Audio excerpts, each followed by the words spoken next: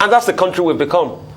And this was the same president that campaigned that he will solve the insecurity problem. I put it on record that insecurity is worse now in Nigeria than it was under President Goodluck Jonathan. The facts are there. In 2015, people could still travel on the Kaduna-Abuja highway. Can they today? In 2015, people were not shutting down schools in Abuja. In 2015, we didn't hear of killings of our brigade of guards. And this was the same Mr. Femi Adesina that said months ago that we will solve the insecurity problem before this administration comes to an end.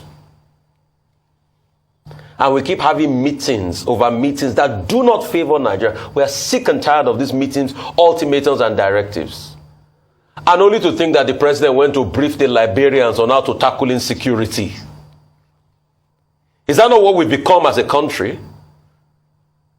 We can't solve our own problems. We are going to tell other people how to solve the problem of insecurity. I would have wondered that President Weah of Liberia would tell President Buhari, "Oh my man, how's the insecurity in your country, man?" Because we think it's a joke. Because we are not on the second end of the stick. How people now pay bandits hundreds of millions. And the government has not to be able to investigate the people that collect this money and the channel at which they take this money.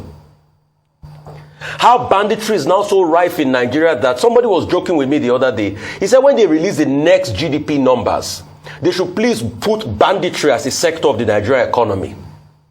Because that's the most lucrative sector now.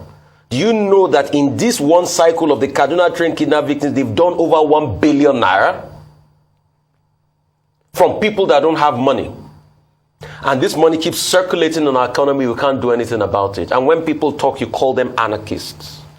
When are we going to open our eyes and tell ourselves the truth in this country that is bleeding? We want our country to do well. Coupled with the destruction of the Nigerian economy. Nigerian economy was better in 2015 than it is today.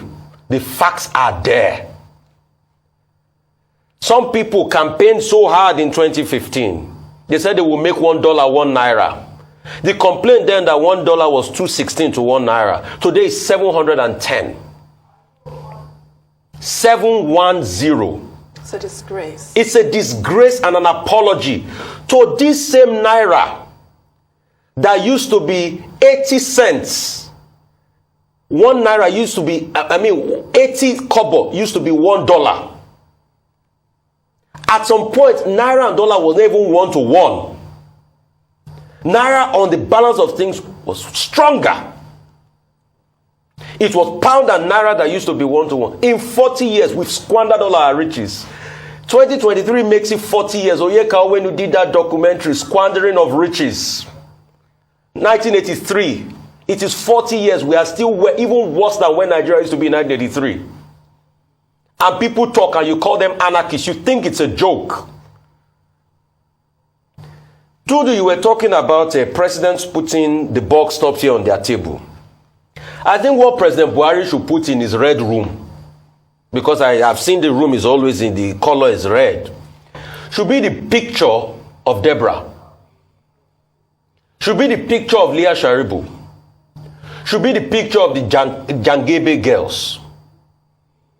Should be the picture of all the soldiers that have been killed in this insurgency.